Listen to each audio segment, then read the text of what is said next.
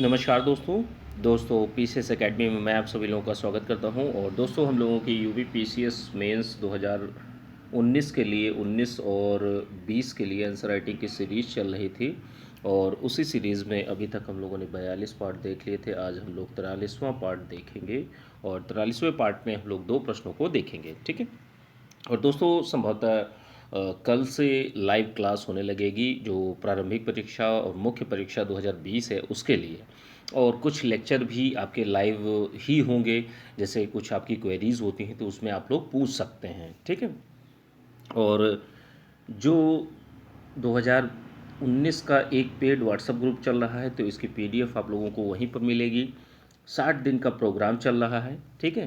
तो UP PCS mains 2019 के लिए तो जो लोग भी 60 दिन का प्रोग्राम ज्वाइन करना चाहते हैं देख सकते हैं। और या तो 2020 का एक अलग से चल रहा है 225 दिनों का प्रोग्राम। तो जो लोग भी जो बैच ज्वाइन करना चाहते हैं ज्वाइन कर सकते हैं। डिस्क्रिप्शन बॉक्स में डिटेल पड़ी हुई है या तो इस नंबर पर मैसेज कर सकते हैं। चलिए आज का प्रश्न देखते हैं। प्रश्न जो है पेपर सेकंड का है। प्रश्न संख्या 85 है और 200 शब्द सीमा में इस प्रश्न को आप लोगों को लिखना है, ठीक है। दोस्तों आप लोगों को ये वीडियो अच्छा लगता है तो वीडियो को लाइक कर दीजिए और चैनल को सब्सक्राइब कर लीजिए। चलिए आज का प्रश्न देखते हैं। प्रश्न है आपका अनुच्छेद 352 एवं अनुच्छेद 356 के मध्य तुलनात्मक अंतर स्पष्ट करना है आप लोगों को, ठीक है। 2 शब्दों में इस चीज़ को बताना है। और इस प्रश्न को लिखने से पहले कुछ सावधानियां आप लोगों को ध्यान में रखनी है कि जैसे जो ग्रामर की गलतियां हैं वो आपसे नहीं होनी चाहिए। और जो इंट्रोडक्शन पार्ट होता है, बॉडी पार्ट होता है, कंक्लूजन पार्ट होता है, तो इन तीनों में अगर एक एक कोटेशन, कविता, श्लोक, मूवी के गीत, बोल, ये सारी चीज़ें ऐड कर देते हैं तो आपका उत्तर और भी अच्छा हो जाता है। आपकी हैंडराइटिंग अगर अच्छी है तो आपको अच्छे मार्क्स मिलने की संभावनाएं बढ़ जाती हैं। और क्या है कि जैसे जो तथ्य है, डायग्राम है, इन सारी चीज़ों का आप लोगों को प्रयोग करना है। जो शब्दों का चयन है वो आप लोगों को ध्यान से करना है, ठीक है। तो ये सारी चीज़ें सावधानियां ध्यान में रखकर आप लोगों को उत्तर को लिखना है। चलिए आज का प्रश्न देखते हैं। देखिए अनुच्छेद 352 जो कि आपका राष्ट्रीय आपातकाल से संबंधित है और अनुच्छेद 356 जो आपका राष्ट्रपति शासन से संबंधित है। यह जब लगाया जाता है जब राज्य की संवैधानिक तंत्र विफल हो जाता है तो ऐसी इन परिस्थितियों में लगाया जाता है। तो इन दोनों चीज़ों के बीच में आपको तुलनात्मक अंतर स्पष्ट करना है, ठीक है। अब देखिए अंतर की जहाँ तक बात करते हैं तो 352 जो है, 352 आर्टिकल 352 राष्ट्रीय आपातकाल है और 356 संवैधानिक तंत्र की विफलता पर लगाया जाता है, राष्ट्रपति शासन जिसको कहा जाता है, ठीक है। जो 352 है ये राष्ट्रीय स्तर पर लगता है और जो 356 है ये संबंधित राज्य पर लगता है। जिस राज्य में संवैधानिक तंत्र व्यवस्था जो है विफल हो जाती है, वहाँ की राज्य सरकार जो है जो कानून व्यवस्था है उसका संचालन सही रूप में नहीं कर पाती है, तो ऐसी स्थितियों में राष्ट्रपति शासन, राज्यपाल क्या करता है, राष्ट्रपति को सिफारिश करता है राष्ट्रपति शासन लगाने के लिए, ठीक है।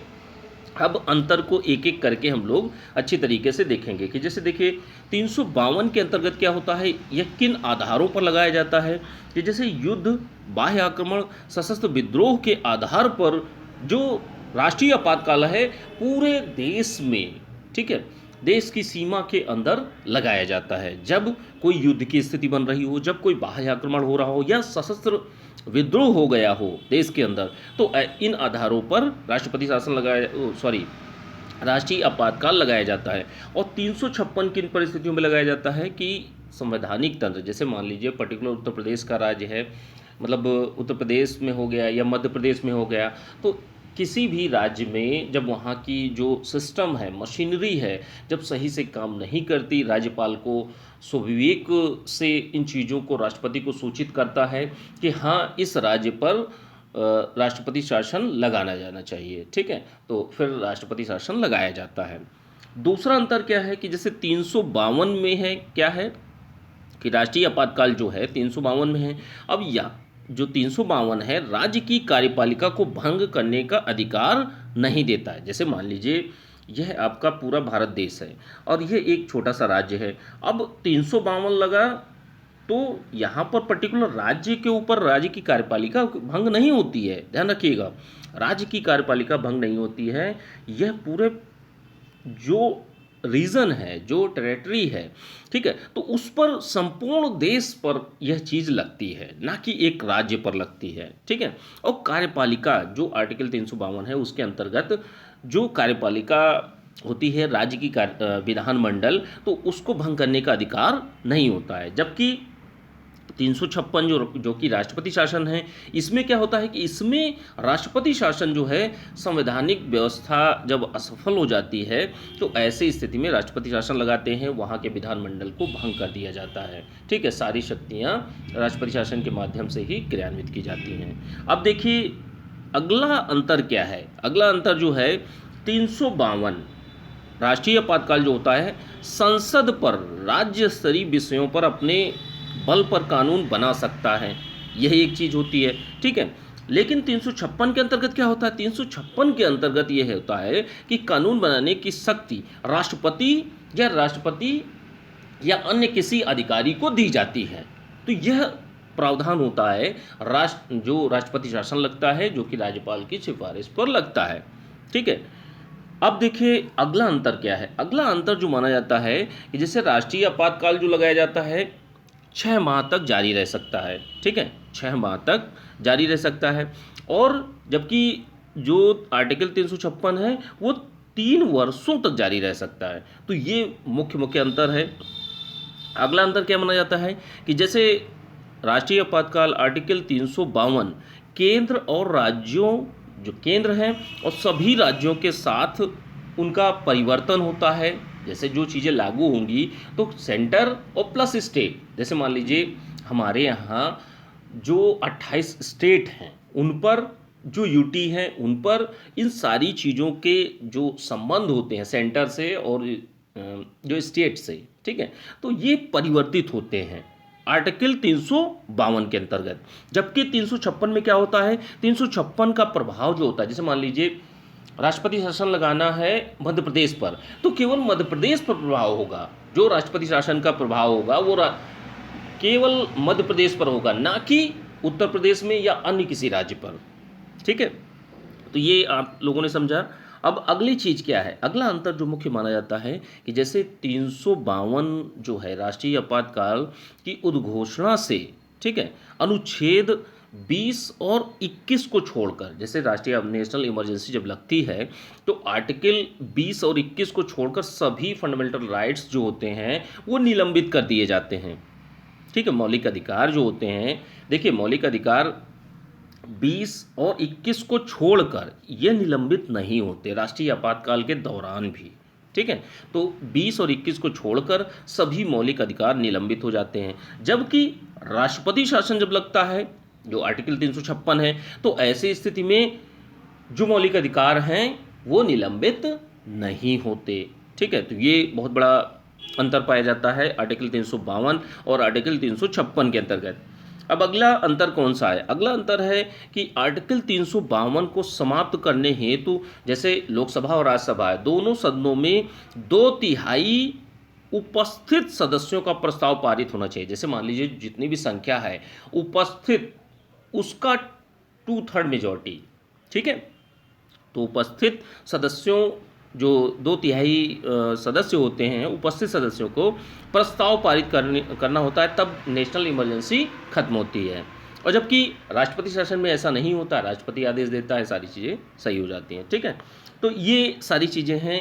और जब स्थितियाँ अलग अलग होती हैं, जैसे 352 में अलग है और 356 की स्थिति अलग है, ठीक है। तो ये सारे के सारे चीज़ें होती हैं, चुनाव होता है राष्ट्रपति शासन लगने के बाद। तो ये सारे के सारे अंतर जो हैं आप लोगों ने देखे। और जो आर्टिकल 352 और आर्टिकल 356 के मध्य में जो मुख्य अंतर था उसको हम लोगों ने देखा। अब इन चीज़ों को अपने शब्दों में अपनी समझ के अनुसार, चीज़ें यही हैं, इनको अपने शब्दों में आप लोगों को लिखना है, ठीक है। 200 शब्द सीमा में इस प्रश्न को लिखना है। चलिए आज का दूसरा प्रश्न देखते हैं। दूसरा प्रश्न क्या है आपका, दूसरा प्रश्न है आपका करंट अफेयर का प्रश्न है। प्रश्न संख्या 86 है और 125 शब्दों में लिखना है। ध्यान रखिएगा शब्द सीमा का भी आप लोग खास ख्याल रखा करिए। और जो प्रश्न या उत्तर लिख रहे हैं उसको लिखने से पहले कुछ सावधानियाँ कि जैसे ग्रामर की गलतियाँ आपसे नहीं होनी चाहिए। जो इंट्रोडक्शन पार्ट है, बॉडी पार्ट है, कंक्लूजन पार्ट है, तो इन तीनों में अगर एक एक कोटेशन डाल देते हैं तो आपका उत्तर बेहतर हो जाता है। हैंड राइटिंग अगर आपकी अच्छी है तो आपको अच्छे मार्क्स मिलने की संभावनाएं बढ़ जाती हैं। और क्या चीज़ है कि जैसे जो शब्द चयन है, ठीक है, तो शब्दों का चयन आपका अच्छा होना चाहिए। और जो आप लिखते हैं उसको पैराग्राफ और पॉइंट, दो फॉर्मेट में आप लोगों को दोनों का समावेश करते हुए लिखना है। ठीक है, तथ्यों का भी समावेश करिए, डायग्राम का भी जहाँ पे भी रेलेवेंट हो आप लोग डायग्राम का भी यूज़ कर सकते हैं। ठीक है, तो इस तरीके से आप लोगों को शब्द सीमा, जो भी शब्द सीमा दी होती है, जैसे मान लीजिए 125 शब्दों में है तो आप इसको कम कर सकते हैं 115 शब्दों तक और बढ़ा सकते हैं 135 शब्दों तक। 10 शब्द आगे पीछे कर सकते हैं लेकिन ज़्यादा आगे पीछे नहीं होना चाहिए। चलिए आज का दूसरा प्रश्न देखते हैं। अवेयर अभियान क्या है, इसकी प्रमुख बातों का वर्णन कीजिए या प्रमुख विशेषताओं का वर्णन कीजिए। अब देखिए अवेयर को जैसे इसको 3 शब्द मिले हैं कि जैसे पहुंच है, एक्सेस है, निगरानी वॉच है और संरक्षण।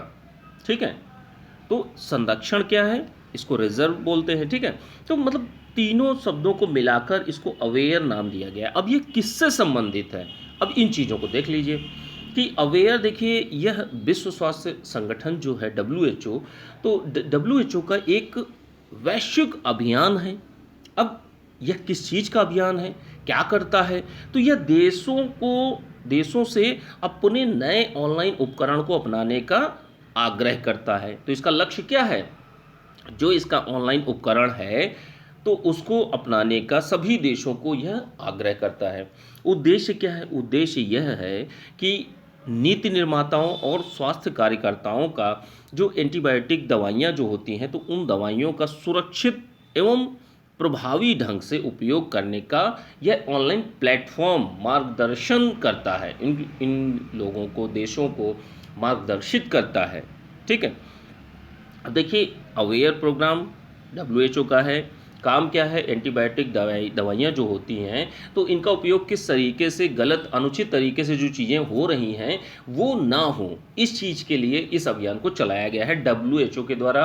और WHO क्या करता है, ठीक है, WHO क्या करता है कि सभी देशों से यह आग्रह करता है कि हमारे प्लेटफॉर्म को आप यूज़ कीजिए। ठीक है, अब विशेषताएं क्या है, विशेषताओं को देख लेते हैं कि जैसे अवेयर की जहाँ तक बात कही जाती है तो इसका फुल फॉर्म भी है। ठीक है, एक्सेस, वॉच और रिजर्व। अब देखिए एक्सेस की बात कही जाती है तो एक्सेस की बात किस संबंध में, पहुंच की बात किस संबंध में, तो देखिए सामान्य एवं गंभीर संक्रमण के उपचार के लिए एंटीबायोटिक्स जो होती हैं, एंटीबायोटिक्स, तो इनकी पहुंच सुनिश्चित करना कि जैसे मान लीजिए भारत है तो भारत में अगर कोई संक्रमण होता है या कोई सामान्य बीमारी होती है, ठीक है, तो उसके उपचार के लिए एंटीबायोटिक जो दवाइयाँ हैं उनका उपयोग किया जाता है। तो इनकी एक्सेस सभी तक होनी चाहिए, इनकी पहुंच जो है सभी तक होनी चाहिए, ये बात कही जाती है। निगरानी की जहाँ तक बात कही जाती है तो वॉच क्या है, वॉच का क्या मतलब है कि निगरानी का अर्थ यह है कि स्वास्थ्य सेवा तंत्र में निगरानी, कि जैसे जो भी संस्थान है जहाँ से स्वास्थ्य सेवाएं दी जा रही हैं, जहाँ से दवाइयाँ जो डॉक्टर देते हैं उनकी निगरानी करना कि हाँ वो सही मर्ज के लिए या सही रोग के लिए वो सही एंटीबायोटिक लिख रहे हैं नहीं लिख रहे हैं। तो इस तंत्र मतलब इस सिस्टम की निगरानी रखना जो एक मेडिकल सिस्टम है। ठीक है, स्वास्थ्य सेवाएं, जो स्वास्थ्य सेवा प्रदाता जो संस्थान हैं उनकी निगरानी करना। और तीसरा क्या है, रिजर्व, संरक्षण करना। संरक्षण करने का मतलब ये है अर्थ कि जो केवल अंतिम उपाय के रूप में जो एंटीबायोटिक यूज़ की जाती हैं उनको संरक्षित करना। ठीक है, कि उनको प्रिजर्व करना, उनको सही से अच्छे से रखना कि हाँ ये खराब ना हो, दिक्कत ना आए, और इनका हम उपयोग जो गंभीर बीमारियां होती हैं, जो एक अंतिम उपाय के रूप में जो एंटीबायोटिक रहती हैं, जेनेरिक दवाइयां रहती हैं, तो उनका उपयोग किया जा सके, उनको संरक्षित करना, उनका संरक्षण करना। ठीक है, अब देखिए बात कही जाती है डब्ल्यूएचओ की तरफ से कि वैश्विक उपयोग में जो अनुपात है उसको कम करना, 60% की वृद्धि करना, ठीक है, जो अनुपात है उसको वृद्धि करना। और रिपोर्ट में ये भी कहा गया है कि 50% से अधिक जो अनुचित दवाइयाँ हैं, ठीक है, कि जैसे एक रिपोर्ट में डब्ल्यूएचओ की ही रिपोर्ट है, तो रिपोर्ट में कहा गया है कि 50% से अधिक एंटीबायोटिक्स का जो उपयोग किया जाता है वो अनुचित उपयोग किया जाता है, गलत तरीके से उनका उपयोग किया जाता है। दवा कोई और देनी है, कोई डॉक्टर जो प्रिस्क्रिप्शन लिख रहे हैं वो कुछ और लिख रहे हैं, ठीक है। तो ये समस्याएं हैं, इनके लिए जो डब्ल्यूएचओ है उसने ये प्लेटफॉर्म बनाया है।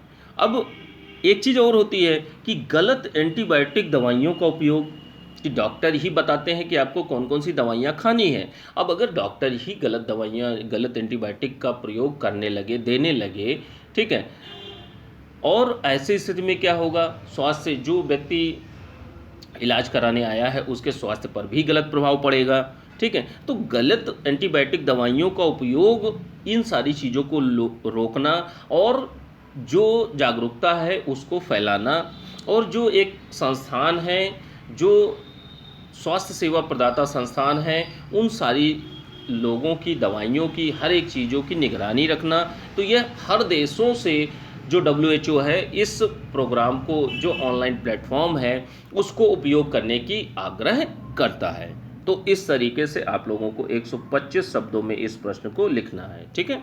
व्हाट्सएप ग्रुप चल रहा है 2019-20 के लिए, पीडीएफ आप लोगों को जो पेड व्हाट्सएप ग्रुप चल रहा है वहीं पर मिलेगी, और जो लोग भी ज्वाइन करना चाहते हैं ज्वाइन कर सकते हैं। 2020 का मेंस भी चल रहा है, और संभवतः कल से हम लोग ऑनलाइन लाइव क्लासेस भी चलने लगेंगी, ठीक है, और रात में ही चलेंगी, 10 से 12 या 11 जितना भी चलेगा, ठीक है।